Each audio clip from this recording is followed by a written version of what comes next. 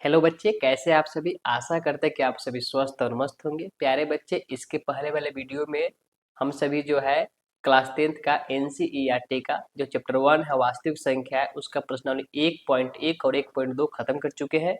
और इस वाले वीडियो में जो है प्रश्नावली 1.3 के बारे में हम लोग जो चर्चा करेंगे और उसके में जो क्वेश्चन होंगे उसको सॉल्व करेंगे। ठीक है, तो प्यारे बच्चे चलते हैं, उसमें क्वेश्चन देखते हैं पहला क्वेश्चन क्या है और उसको सॉल्व करने की कोशिश किया जाता है। ठीक है, तो पहला क्वेश्चन जो है प्यारे बच्चे वो है, सिद्ध कीजिए कि √5 एक अपरिमेय संख्या। यानी आपको सिद्ध करना है कि √5 क्या है, एक अपरिमेय संख्या है। ठीक है, तो इस तरह का क्वेश्चन आपको बार बार एग्जाम में आते रहता है, इसलिए ध्यान देंगे। ठीक है, तो कभी आपको √5 दे दिया जाएगा, कभी √7, कभी √2, कभी √3, ऐसे करके आपको यहाँ पर दे दिया जाएगा। ठीक है, तो आप सभी इस पर ध्यान देंगे।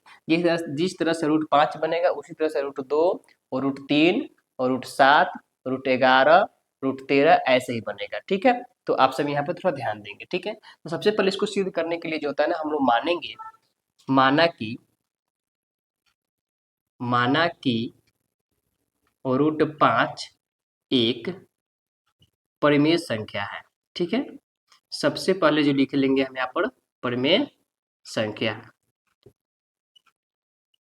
क्या माने हैं, माना कि √5 एक परिमेय संख्या। आपको कुछ नहीं करना है, जो यहाँ पर रहेगा उसको क्या मान लेना है कि √5 क्या है, एक परिमेय संख्या। जो यहाँ पर अपरिमेय कह रहा है तो आपको यहाँ मानना है कि माना कि √5 क्या है, एक परिमेय संख्या। ठीक है, तो प्यारे बच्चे √5 यदि एक परिमेय संख्या है तो √5 यहाँ पर हो गया। ठीक है, और परिमेय संख्या है इसका मतलब ये हो गया कि परिमेय संख्या का मतलब हो गया जो p/q के रूप में हो।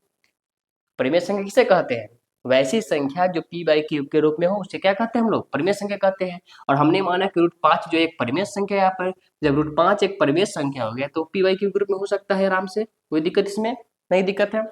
लिखेंगे यहाँ पर जहां जहां p और q एक सहअभाज्य संख्या है, सहअभाज्य संख्या है, सहअभाज्य संख्या है। ठीक है, यहाँ पे लिख दिए जहाँ p और q क्या है, एक सहअभाज्य संख्या है। तेरे बच्चे सह और अभाज्य संख्या क्या होता है, तो वैसी संख्या जिसका HCF एक हो उसी को हम लोग क्या बोलेंगे, सहअभाज्य संख्या बोलते हैं। ठीक है, जिसका HCF क्या हो, एक हो, उसे क्या बोलते हैं हम लोग, सहअभाज्य संख्या बोलते हैं। ठीक है, तो प्यारे बच्चे सबसे पहले हम सभी को ये करना है कि इसमें जो √5 में रूट लगा हो उस रूट को हटाना है। और रूट को हटाने के लिए हम दोनों तरफ क्या करेंगे, वर्ग करेंगे। तो यहाँ पे लिखेंगे दोनों तरफ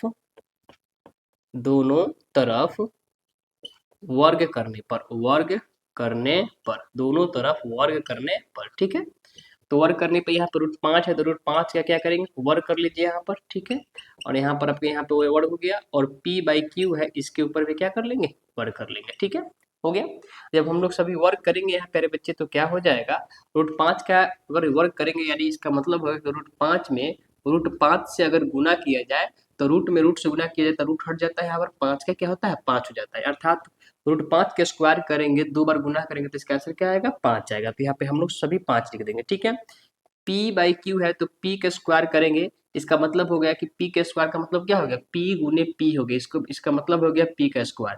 फिर q होगा तो यहाँ पर q गुने क्या हो जाएगा, q हो जाएगा, इसका मतलब हो गया q का स्क्वायर। तो ये दोनों का स्क्वायर करना है, दोनों को 2 बार गुना करेंगे तो इतना आएगा, यानी हो जाएगा ऊपर में p स्क्वायर और नीचे में क्या हो जाएगा, q स्क्वायर। ठीक है, कोई दिक्कत। अब यहाँ पे आगे बढ़ते हैं हम लोग। ठीक है, अब यहाँ पे क्या करेंगे, बट्टा में इसके एक लगा देंगे। ठीक है, जब बट्टा में एक लगा देंगे तो क्या करेंगे, यहाँ पर ध्यान देंगे, इसको आपस में क्रॉस मल्टीप्लिकेशन गुना करेंगे, यानी तिरछा तिरछी गुना करेंगे। ठीक है, पी स्क्वायर में एक से गुना करेंगे तो पी स्क्वायर में अगर एक से गुना करेंगे तो कितना हो जाएगा, पी स्क्वायर हो जाएगा। ठीक है, अब क्यू स्क्वायर में 5 से गुना करेंगे तो हो जाएगा 5q स्क्वायर, क्योंकि आपस में गुना हो नहीं सकता है इसलिए यहाँ पे क्या लिखेंगे, 5 के 5 क्यू स्क्वायर में क्यू स्क्वायर से यहाँ पर 5q स्क्वायर हो जाएगा। ठीक है, अब यहाँ ध्यान समझते हैं एक बात, पी स्क्वायर बराबर 5q स्क्वायर, इसको हम यहाँ पर अलग से समझते हैं। अगर यहाँ पर लिखा हुआ है पी स्क्वायर बराबर 5q स्क्वायर तो इसको हम ऐसे लिख सकते हैं, पी स्क्वायर बराबर बटा यहाँ पर 5 हो जाएगा और यहाँ पे क्यू स्क्वायर है। क्यों लिखे हैं ऐसा, क्योंकि इसके दोनों के बीच में क्या है, गुना का सिंबल छिपा हुआ है, और जो 5 गुना में है ये बराबर किस साइड में आएगा, तो किसमें आ जाएगा, भाग में आ जाएगा,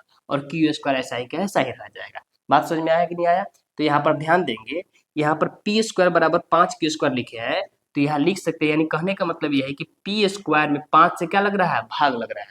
भाग का मतलब होता है विभाजित होना, कट जाना, ठीक है। इसका मतलब ये हो गया, क्या हो गया, जैसे कि मान लीजिए यहाँ पे 4 लिखे, अब बट्टा में 2 लिख दिए, इसका मतलब क्या हुआ कि 4 में किससे भाग लगेगा, 2 से भाग लगेगा। यहाँ पर 10 लिखे और यहाँ पर हम 2 लिखे, तो इसका मतलब क्या हुआ कि 10 में 2 से भाग लगेगा। वैसे यहाँ पी स्क्वायर लिखे है, इसका मतलब हो गया कि 5 से उसमें क्या लगेगा, भाग लगेगा। तो हम यहाँ पर लिखेंगे चूंकि पी स्क्वायर, पी स्क्वायर 5 से विभाजित है, पी स्क्वायर किससे विभाजित है, 5 से विभाजित है, इसलिए इसलिए क्या लिखेंगे, अब थोड़ा ध्यान समझिएगा।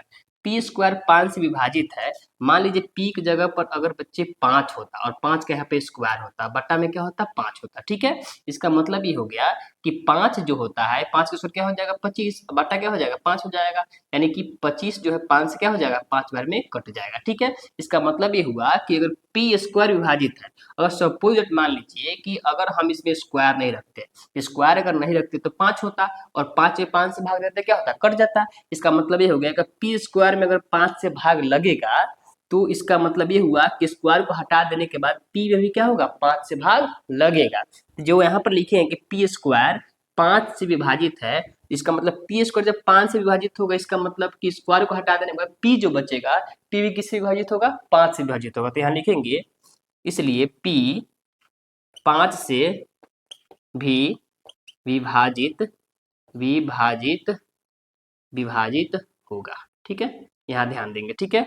अब यहाँ पर ध्यान देंगे बच्चे कि जो यहाँ पर जो आया है उसको हम मान लेंगे समीकरण 1, क्या मान लेंगे हम लोग उसको, समीकरण 1 मान लेंगे, और फिर उसके आगे हम लोग बनाते हैं, ठीक है।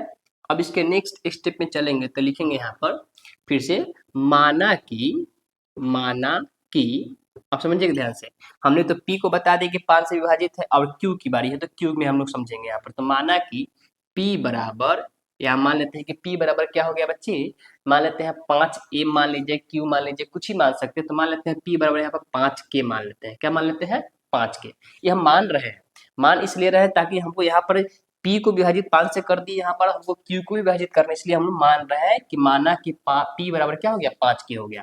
अब लिखेंगे यहाँ पर समीकरण समीकरण एक में P का मान रखने पर, P का मान रखने पर, P का मान रखने पर, समीकरण 1 कहाँ है प्यारे बच्चे, समीकरण आपका 1 यहाँ पर है, तो यहाँ है P स्क्वायर बराबर में है 5Q स्क्वायर। जब P स्क्वायर बराबर 5Q स्क्वायर यहाँ पर है, तो P के बराबर हम लोग क्या मान लिए, 5K मान लिए। K के जगह पर कुछ भी मान सकते हैं, यानी कि जो P और Q इसमें है ना, इसको छोड़ के ABCD में कुछ भी आप रख सकते हैं, यहाँ पर कोई दिक्कत नहीं है, ठीक है। तो यहाँ P बराबर हो गया 5K यहाँ पर, तो हमने लिखा यहाँ पर समीकरण 1 में P का मान रखने पर, समीकरण 1 कहाँ है आपका, ये वाला है, और इसमें आपको P का मान रखना है, अर्थात P की जगह पर 5K लिखना है। तो P यहाँ पर यहाँ लिख देंगे 5K, इसका स्क्वायर है तो इसका भी हम लोग स्क्वायर कर देंगे, बराबर यहाँ 5Q स्क्वायर है तो 5Q स्क्वायर लिखेंगे, ठीक है। अब क्या करेंगे, 5 के स्क्वायर करिए, स्क्वायर का मतलब होता है 5 में 2 बार गुना करना, 5 गुने 5 यानी 5 को 2 बार गुना करना है, तो 5 5 कितना हो जाएगा, 25, और k का स्क्वायर करेंगे यानी k गुने k बराबर क्या हो जाएगा, k स्क्वायर हो जाएगा, ठीक है। बराबर हो जाएगा यहाँ पर 5Q स्क्वायर, ठीक है। अब थोड़ा यहाँ पर ध्यान देंगे कि बराबर में जो 5 है यहाँ पर 25 है, तो कट जाएगा आपको 5 बार में, 5 5 क्या हो जाएगा, 25 हो जाएगा। तो यहाँ आपका हो जाएगा 5K स्क्वायर बराबर क्या हो जाएगा, Q स्क्वायर हो जाएगा, ठीक है। और फिर यहाँ से समझेंगे, यहाँ बढ़िया से समझेंगे, जैसे यहाँ समझे वैसा ही यहाँ पर समझेंगे। अगर मान लीजिए कि यहाँ पर 5K स्क्वायर बराबर Q स्क्वायर है, तो अगर मान लीजिए K स्क्वायर को ऐसा ही छोड़ दिया जाए, ठीक है, और बराबर हो जाएगा यहाँ पर Q स्क्वायर, और इसके बीच में कुछ नहीं तो क्या है बच्चे, गुना का सिंबल छिपा हुआ, ठीक है। तो गुना का जो सिंबल छिपा हुआ है, तो एक गुना जो होगा 5 गुना में है, तो बराबर किधर आएगा, तो किसमें आ जाएगा, भाग में आ जाएगा। अब फिर पहले वाला सिचुएशन आ गया आपका यहाँ पर कि यहाँ पर देखिए Q स्क्वायर में किससे भाग लग रहा है, 5 से भाग लग रहा है। इसका मतलब है कि Q स्क्वायर में अगर 5 से भाग लग रहा है, इसका मतलब है Q में भी किससे लगेगा, 5 से भाग लगेगा। इसके पहले ही समझाया है, फिर से समझा दे रहे हैं कि मान लीजिए यहाँ पर 10 का स्क्वायर है और उसमें 5 से भाग लग रहा है, ठीक है। अगर 10 का स्क्वायर 5 से भाग लग रहा है, तो इसका मतलब ये हुआ 10 का स्क्वायर कितना होता है प्यारे बच्चे, 100 होता है, और 100 में 5 से भाग लग जाएगा आराम से यहाँ 20 बार में। तो इसका कहने का मतलब ये हुआ कि अगर स्क्वायर करने पर 5 से भाग लग रहा है, तो स्क्वायर हट जाएगा, यानी सिर्फ 10 रहेगा, तब भी तो 5 से भाग लग रहा है 2 बार में। इसका मतलब यही हुआ कि अगर Q स्क्वायर में अगर 5 से भाग लग जा रहा है, तो Q में भी 5 से भाग लग जाएगा। तो इसलिए यहाँ पर लिखेंगे ध्यान से, चूंकि यहाँ लिखेंगे चूंकि चूंकि क्यू स्क्वायर 5 से विभाजित है, क्यू स्क्वायर 5 से विभाजित, जो यहाँ पर लिखे वही लिखना है। चूंकि क्यू स्क्वायर 5 से विभाजित है, इसलिए यहाँ पर लिखेंगे क्यू स्क्वायर अगर 5 से विभाजित है तो क्यू भी क्या हो जाएगा, इसलिए क्यू भी 5 से विभाजित होगा। आप सभी को अच्छे से समझ में आ गया होगा। अगर क्यू स्क्वायर 5 से विभाजित हो रहा है तो यानी क्यू भी किससे विभाजित होगा, 5 से विभाजित होगा, जैसे कि आपको समझाया गया यहाँ पर। अब यहाँ पर थोड़ा ध्यान देंगे, एक चीज समझेंगे ध्यान से प्यारे बच्चे। यहाँ पर देखिए कि क्यू में भी किससे भाग लग रहा है, 5 से लग रहा है।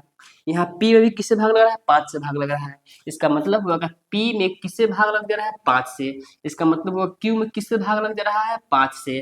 तो ध्यान देंगे कि HCF निकालते समय अगर मान लीजिए यहाँ पर कोई संख्या है और भी कोई क्या है, संख्या है, इसमें भी 5 से भाग लग गया और इसमें भी 5 से भाग लग गया, तो उसका HCF क्या आएगा, तो उसका HCF क्या आएगा, उसका HCF यहाँ पर आएगा 5। जिससे भाग लग जाएगा दोनों में, वही क्या होता है, HCF होता है यहाँ पर। लेकिन यहाँ पर हम लोग क्या मान लिए है कि P और Q क्या है, एक सअभाज्य संख्या है, और सअभाज्य संख्या का मतलब ये होता है कि जिसका HCF क्या हो, 1 हो। और हमारा HCF यहाँ पर सबका कितना आ रहा है, P और Q का HCF कितना आ रहा है, 5 आ रहा है। तो यहाँ लिखेंगे, यहाँ P, Q का HCF 5 हो रहा है,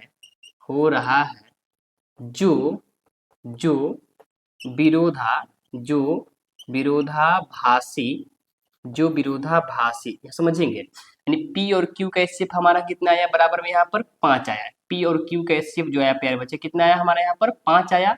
लेकिन हमने सभी माने थे कि P और Q एक सअभाज्य संख्या है और सअभाज्य संख्या का HCF 1 होना चाहिए, और लेकिन हमारा कितना आ रहा है, 5 आ रहा है P और Q का। ठीक है, तो यहाँ P, Q का HCF 5 हो रहा है, जो विरोधाभासी यानी कि जो हमने माना है उसको विरोध कर रहा है, वो यहाँ पे एक्सेप्ट नहीं कर रहा है। ठीक है, तो P और Q का HCF 5 हो रहा है, जो विरोधाभासी है। अतः हमारी मान्यता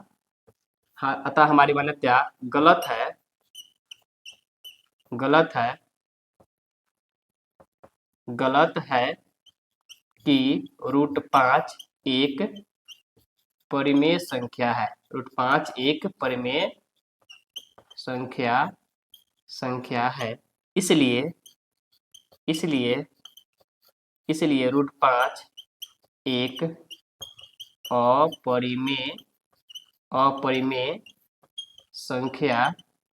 अपरिमेय संख्या है। यहाँ पर लिख दिए PROVED प्रूफ। ठीक है, तो आई होप कि आपको ये समझ में अच्छे से आ गया होगा कि √5 एक अपरिमेय संख्या कैसे सिद्ध करना है। आप सभी इसको अच्छे से ऐसे ही सिद्ध करना जैसे कि समझाया गया है। ठीक है, तो आपको यहाँ पर अगर √5 आपको सिद्ध करने आ गया तो √5 के बाद में अगर √2 हो तो भी सिद्ध कर सकते हैं आप, और √3 हो तो भी सिद्ध कर लीजिएगा। √5 तो आपको करके बता ही दिया गया। √7 हो तो भी सिद्ध कर लीजिएगा, √11 हो तो भी सिद्ध कर लीजिएगा, √13 हो तो भी सिद्ध कर लीजिएगा। यानी कि सारा का सारा जो दिख रहा है यहाँ पर, इस सारे के सारे ऐसे ही बनेंगे सेम, कुछ भी कंडीशन इसमें चेंज नहीं करना है। बस √5 जहाँ पे है वहां पर क्या लिखेंगे, जो संख्या आपको देगा उसके अकॉर्डिंग हम काम करेंगे। ठीक है, तो आई होप कि आपको ये समझ में आ गया होगा। प्यारे बच्चे इसको बहुत ही ध्यान से समझ लेंगे, क्योंकि हमेशा इस तरह का क्वेश्चन आपको सिद्ध करने वाला 2 नंबर का आपके हमेशा एग्जाम में पूछा ही जाता है। ठीक है, तो आई होप कि आपको ये बढ़िया समझ में आया होगा, और समझ में आया होगा तो चैनल को जरूर सब्सक्राइब करेंगे और बताएंगे कि आपके लिए कितना हेल्पफुल रहा। धन्यवाद।